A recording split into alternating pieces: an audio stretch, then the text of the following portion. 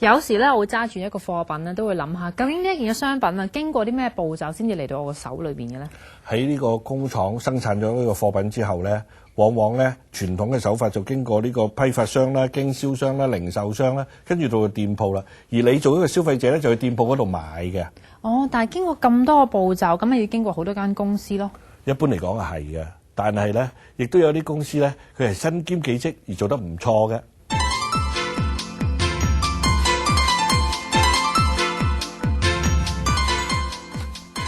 如果你單方面淨係做批發，好多時候我淨係攞你30%啊或者80%嘅產品，咁始終你未必見得晒呢一個我哋代理嘅牌子所有嘅 line up 嘅產品嘅。咁喺我哋門市咧就可以希望見得晒呢個產品所有供應到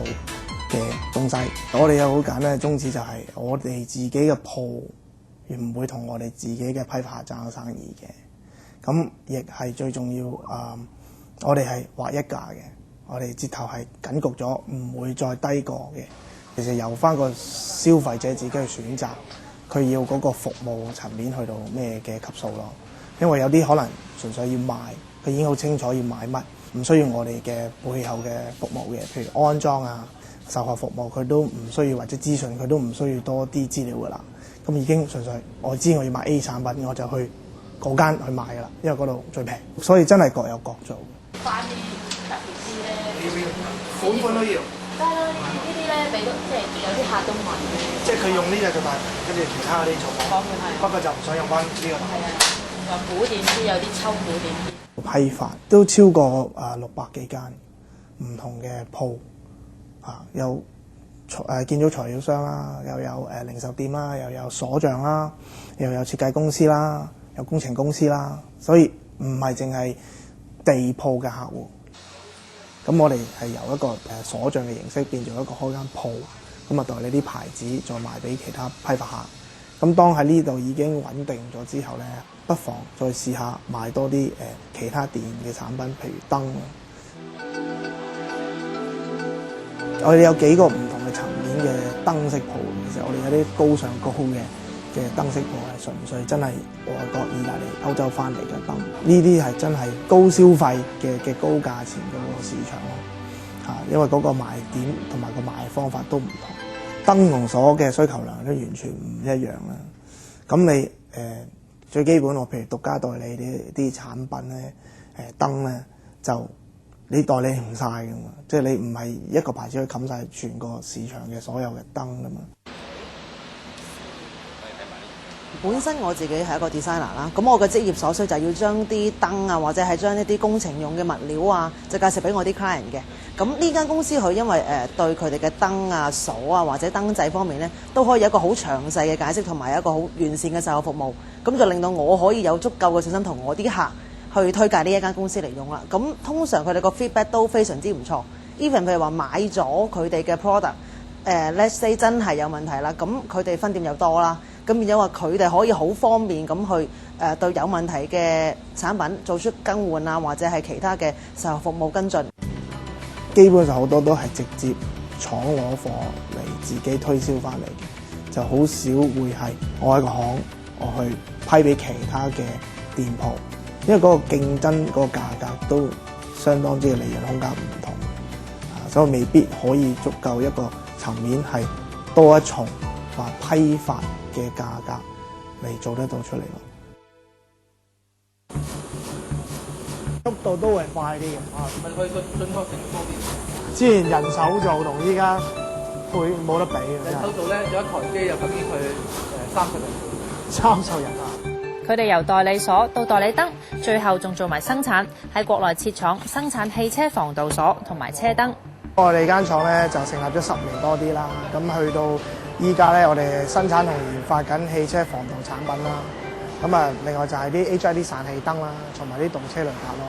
咁喺主要嘅國家咧，都係講緊本地大陸內銷同埋做出口咯。我哋20幾個省咧都有個代理嘅，咁啊視乎佢嗰個市場究竟會唔會再有分銷渠道，係直接啦，定係再分多俾啲拆家。最重要係覆蓋率夠闊咧，就我一出咗咩產品咧，2至3個禮拜內咧，全個國內咧都會係見到我哋嘅產品咯。下年咧，我哋係咪諗住做好多展覽會啊？係啊，去俄羅斯啊、印度啦、廣州交易會啦，同埋咧下年咧可能喺上海嘅汽車展覽會啊。咁我哋依家基本上係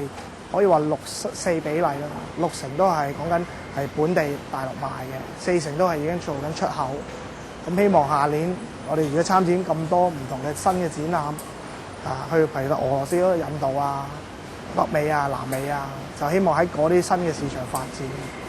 嚴生啊，如果咧我而家就小本經營啦，有件貨喺手，但係咧就唔夠錢開鋪頭喎，咁可以點算呢？呢個情形咧，你應該諗下用現成嘅銷售渠道。例如超級市場啊、百貨公司啊，或者一啲連鎖店咁樣咧，佢哋去現成嘅客路啊嘛，你去加入佢哋，咪可以賣貨咯。但係我知道呢啲方法咧就要俾上架費，咁唔係人人都可以負擔得起噶嘛。你所講嘅都啱，不過咧，我請你睇下以下呢個例子，佢哋用一啲短期嘅展銷攤位咧嚟到解決你呢個問題嘅。我哋做啲有機嘅護膚產品㗎，紐西蘭嚟嘅，唔知你會唔會有興趣睇睇咧？百貨公司嘅 exposure 會比較好啲嘅，咁即係一般嚟講，唔同嘅市民咧，我哋可以真真正正可以接觸到啲真係市民去試下我哋嘅產品咯。如果你唔擺百貨公司嘅話，上咗 office 咧，可能未必咁多人認識我哋嘅品牌咯。其實都困難㗎，但係我成日覺得你難都要即係真係要去嘗試下咯。因為如果你唔推廣嘅，你永遠唔做一啲知識嘅推廣咧，客人係唔會知道嘅。但係當你真係可以請到過嚟，佢真係嘗試到嘅話，佢會知道係有分別咯。呢個渠道其實我覺得係非常之廣嘅，因為其實你呢度有好多唔同嘅客人啦，譬如日本人啊、外國人啊，或者香港人自己本身啦，個層面亦都唔同。譬如有 office 嘅同事啦，亦都有家庭主婦啦。咁變咗我哋相信就推廣嗰個層面咧，我哋都幾廣咁樣咯。一個叫做甜杏仁加呢個檸檬草嘅磨晒。咁之後咧我已經聞到陣味，好舒服，好似去做 SPA 嗰啲味咁樣樣。係啊 Jenny 啊，咁我知道你係營養師嚟㗎啦，咁我想問下，點解你會選擇去代理一個純天然嘅有機護膚品呢？Organic 嘅趨勢咧喺外國已經一段好長嘅時間，咁亦都係因為我哋係一個香港係一個比較特殊嘅地方啦，咁唔係話淨係香港人生存嘅，咁有好多亦都係外國移咗民啊，或者好多係外國人喺香港做嘢啊，咁亦都係帶咗一啲咁嘅要求或者一個需求嚟香港嘅，咁我亦都有接觸好多客人咧，其實佢揾呢樣嘢揾咗好耐，咁我亦都覺得係客對我哋亦都非常之好啦，除咗佢自己上門揾到我哋之外，佢都會帶佢啲朋友，朋友亦都會再有朋友上嚟嘅，咁所以變咗我哋係經過一段比較長嘅時間去研究，發現咗，咦都有呢個咁嘅市場需求喎，咁所以變咗我覺得呢個風潮係嚟緊。我見到你都即係懷孕啦，咁本身如果你用開一啲化妝品咧，係對自己啊或者對個胎兒有影響，咁就唔係太好，咁呢隻就比較安全啲嘅。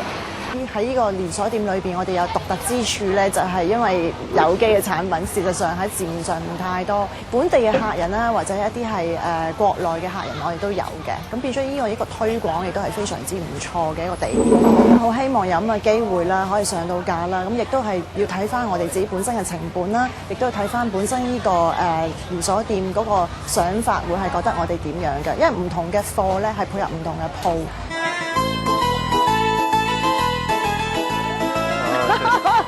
Is it real cherry? It's a real cherry. Wow. 呢個 roadshow 嚟講咧，其實我覺得好值得，因為地區上面咧就係中本山啦，咁你接觸嘅客人咧嗰個層次會唔同咗咯。始終我哋都係小本經營生意，我哋並不是一間大嘅公司去打正一個品牌去做，我哋亦都係從唔同嘅渠道，例如一啲跳蚤市場啊，一啲日資百貨公司啊，或者一啲叫做連鎖店，我哋去推廣我哋嘅產品。咁從呢啲唔同嘅渠道咧，我哋亦都係會吸納一啲唔同嘅客人啦，亦都係睇佢哋唔同嘅需要啦。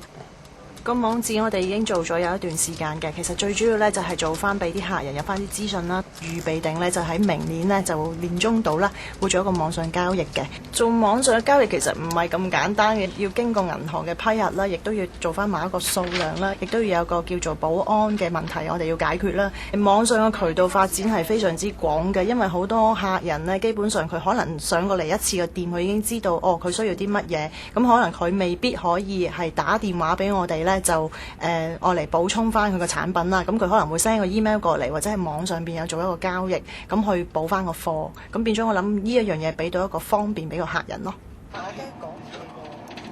呢一日咧 ，Jenny 同埋國內嘅拍檔上廣州做講座，以營養師嘅身份講解有機生活，同埋俾啲客人試下啲產品，透過呢一個渠道咧開拓國內嘅市場。今日嚟到咧就係廣州一間嘅美容顧問公司咧，就係洽談一啲課程上面嘅合作嘅，好似我哋有啲美容嘅課程啦，或者營養顧問啊，或者一啲香薰嘅課程咧，我哋希望可以喺國內嘅推廣到嘅。始終國內係個版圖比較大啲啊，咁我哋唔能夠要一兩個人嘅力量啦去跑晒全國嘅，咁我哋需要揾一啲 partner。